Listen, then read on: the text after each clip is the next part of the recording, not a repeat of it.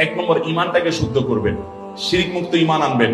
Number 2, নামাজটাকে সুন্দর করবেন, ওয়াক্ত হওয়ার পরে দেরি করবেন না এবং ধীরে ধীরে পড়বেন। নাম্বার 3, হালাল উপার্জন করবেন, হারামের ধারে কাছে যাবেন না, চ্যালেঞ্জ নিবেন। নাম্বার 4, আচরণ ভালো করবেন, সবার অধিকার আদায় করবেন, কারোর অধিকার নষ্ট করবেন না। বান্দার হকটা অনেক গুরুত্বপূর্ণ। আল্লাহর হকে একটু ভেজাল হলেও আল্লাহ মাফ করবে, বান্দার হকে কিন্তু ছাড় নাই। অতএব বান্দার হক যেন ঠিকঠাক মতো আদায় করেন। স্ত্রী হয়েছেন, তাহলে স্বামী আমার অধিকার নষ্ট করুক, আমি তার অধিকার নষ্ট করবো না, তার প্রাপ্য অধিকার আমি তাকে দেব। স্ত্রী আমার অধিকার নষ্ট করছে, করুক, কিন্তু আমি তার অধিকারটা প্রাপ্য পুরোটা দেব। যতটা আমরা অধিকার সচেতন হব, তার চেয়ে বেশি কর্তব্য সচেতন হব, আমার দায়িত্ব বেশি আমি বেশি দেখবো। 5 নম্বর হলো আপনার অন্য আল্লাহর যে মৌলিক ফরজ বিধানগুলো আছে সেগুলো মানা, মোটা মোটা যে হারাম জিনিসগুলো আছে সেগুলো থেকে বাঁচার চেষ্টা করব।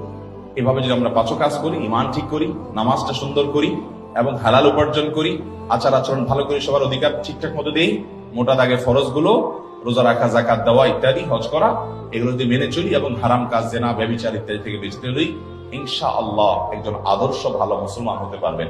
একজন আদর্শ ভালো মুসলমান মানে কিন্তু আমলের পাহাড় গড়া না, দুনিয়ার আমল কতগুলা করে নিলেন আপনি ভালো মুসলমান হয়ে গেলেন, জি না।